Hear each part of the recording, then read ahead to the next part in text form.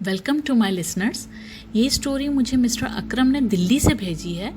Mister अकरम कहते हैं कि ये 2011 की बात है, जब वो कॉलेज गोइंग थे, जब वो और उनके दो दोस्त ने मिलकर एक फ्लैट रेंट पे लिया था। एक दोस्त जिसका नाम विशाल था और दूसरा दोस्त जिसका नाम करण था। जिसने उन्हें ये फ्लैट दिया था, जो मालिक था, वो दिल्ली से बाहर रहते थे। वैसे भी वो फ्लैट काफ़ी टाइम से खाली था, तो मालिक ने फ्लैट मार्केट रेट से थोड़ा सस्ते में दे दिया। अब वो फ्लैट इतने टाइम से खाली क्यों था और सस्ते में क्यों दिया, ये हमें बाद में समझ आएगा। मिस्टर अकरम कहते हैं कि उस फ्लैट में 2 रूम्स और एक हॉल था। 2 बेडरूम हॉल था बेसिकली, जिसे हम 2 BHK भी कहते हैं। वैसे तो हम एक ही रूम में सोते थे।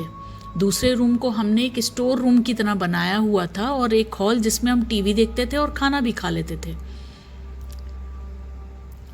हमने फ़ौरन घर की सेटिंग भी कर ली, क्योंकि हमारे पास सामान बहुत कम था। वो बिल्डिंग 7 फ्लोर के ऊपर मुश्तमिल थी और उनका ये जो रूम था वो फर्स्ट फ्लोर पर था। हम सब दोस्त एक ही कॉलेज में पढ़ते और साथ ही घर पर आते और खाना खा लेते, और फिर रात को सोने से पहले बिल्डिंग के कंपाउंड में कुछ वॉक भी कर लेते। वैसे भी उनका बिल्डिंग का जो कंपाउंड था वो बहुत ही अच्छे से बना हुआ था। इसी तरीके से इस बहाने से उनकी वॉक भी हो जाया करती थी। जब वीकेंड आया तो हमने सोचा कि रात हम कोई हॉरर मूवी देखेंगे।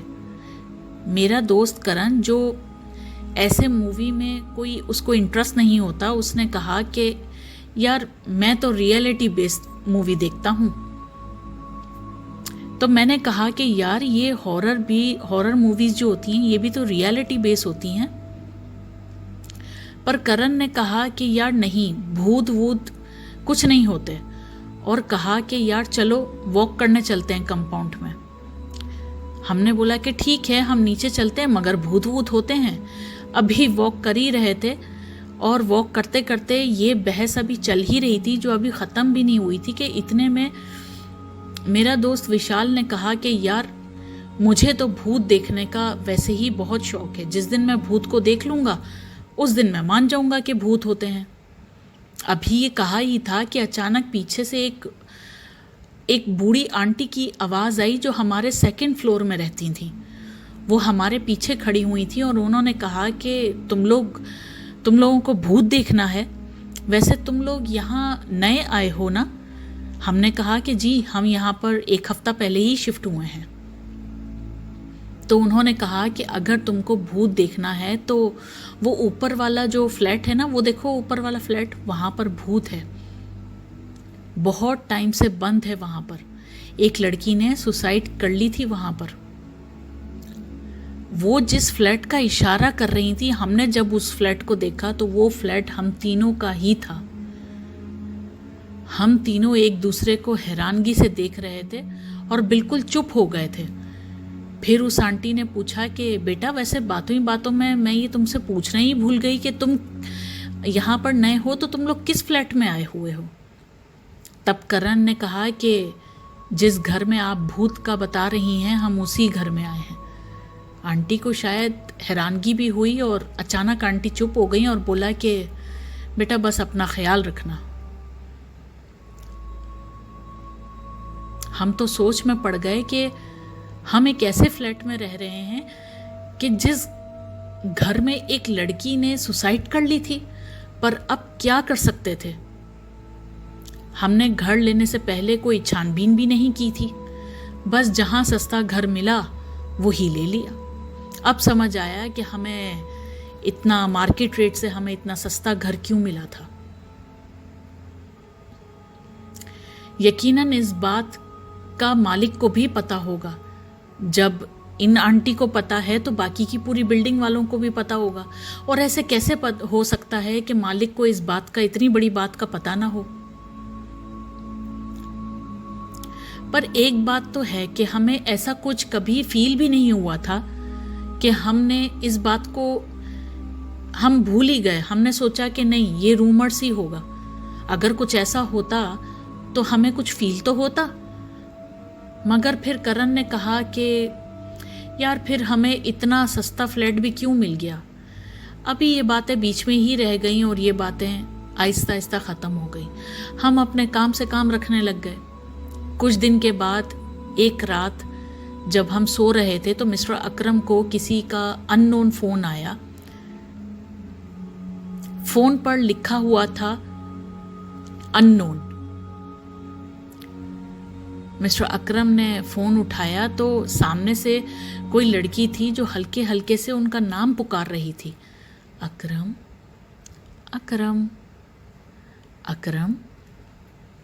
और फिर मैंने कहा कि जी मैं बोल रहा हूँ, आप कौन बोल रही हैं। फिर फ़ोन डिस्कनेक्ट हो गया।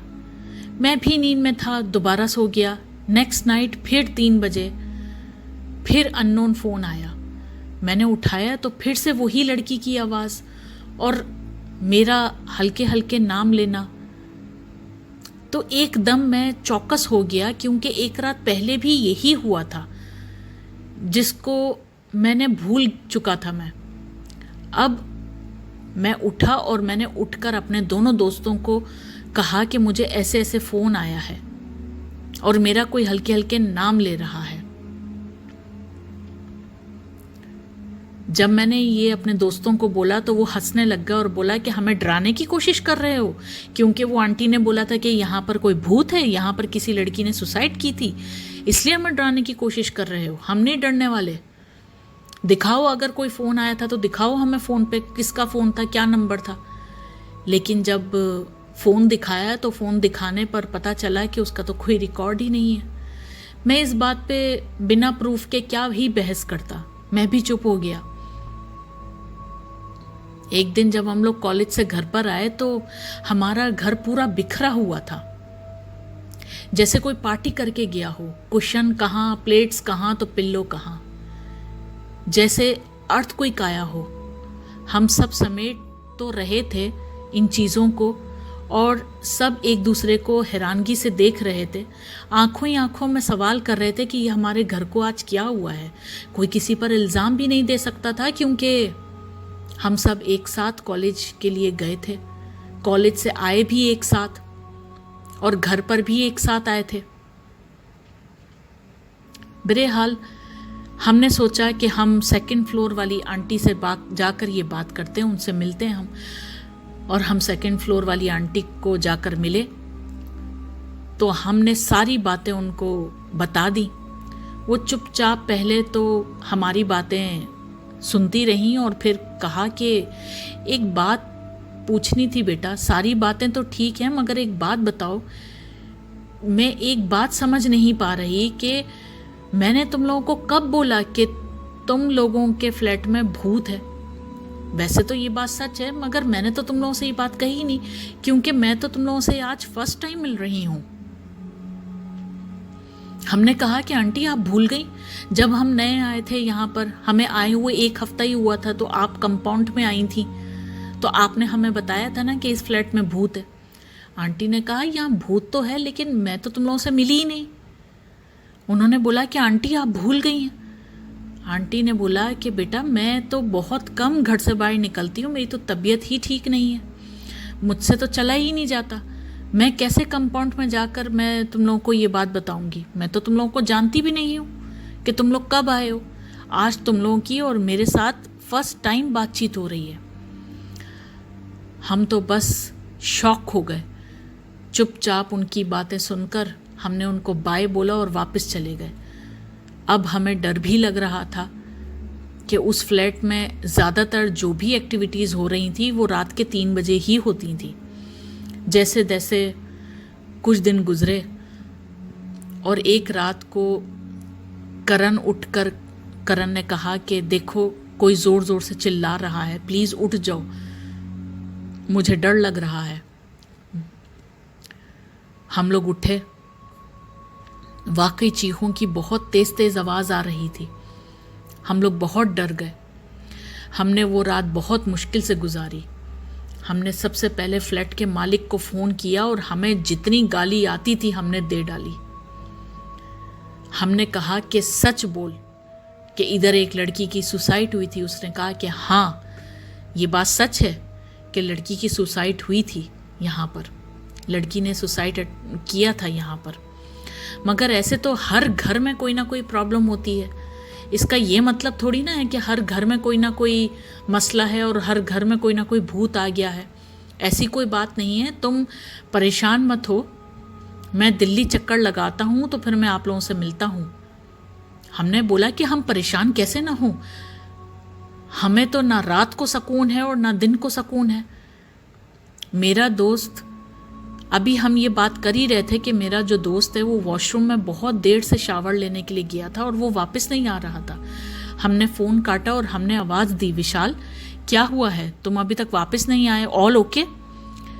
जब बहुत बुलाने पर आवाज़ नहीं आई तो हमने सोचा कि लॉक हम तोड़ देते हैं। लॉक तोड़ना वैसे इतना आसान तो नहीं था, पर हम लोगों ने डिसाइड किया कि मैं यहीं रुकता हूँ और करण तुम जाकर चाबी वाले को बुला कर लेकर आओ। और हमने ऐसा ही किया। जब दरवाज़ा जैसे तैसे खोला तो हमने देखा कि विशाल, जो अपने होश में ही नहीं था, वॉश बेसिन के ऊपर जो मिरर होता है बस वो उधर ही देखता जा रहा था। हम विशाल को होश में लाने के लिए जो भी हम कर सकते थे वो सब हमने कर दिया। बहुत मुश्किल से जाकर, बहुत देर से जाकर उसको जब होश आया तो उसने बोला कि मुझसे कुछ मत पूछना, हमें जल्द से जल्द ये घर छोड़ना है। फिर अचानक मेरा फ़ोन दोबारा अननोन फ़ोन आया मुझे। हम सब साथ में ही थे तो मैंने फ़ोन लाउड पे रखा और फिर से उसी लड़की की आवाज़, अकरम अकरम अकरम। आहिस्ता आहिस्ता आवाज़ तेज़ होती जा रही थी, अकरम अकरम अकरम। हमारे लिए तो ये बहुत बड़ी बात थी। जो कुछ हो रहा था, अभी फ़ोन बंद ही नहीं हुआ था कि करण के मोबाइल पर भी किसी अननोन का फ़ोन आया और वही लड़की बोली कि मेरा घर छोड़ दो, ये मेरा घर है, यहाँ कोई नहीं रह सकता है, मेरा घर छोड़ दो। हमें क्या करना था? हाँ, बहुत ज़रूरी जो सामान था वो जल्दी से उठाकर हम उस फ्लैट से भागकर, वो फ्लैट छोड़कर हमेशा के लिए बाहर निकल आए। पर आज भी हम ये सोचते हैं कि वो सब क्या था, वो सब हकीकत ही तो था जो हम लोगों पर गुजरा था।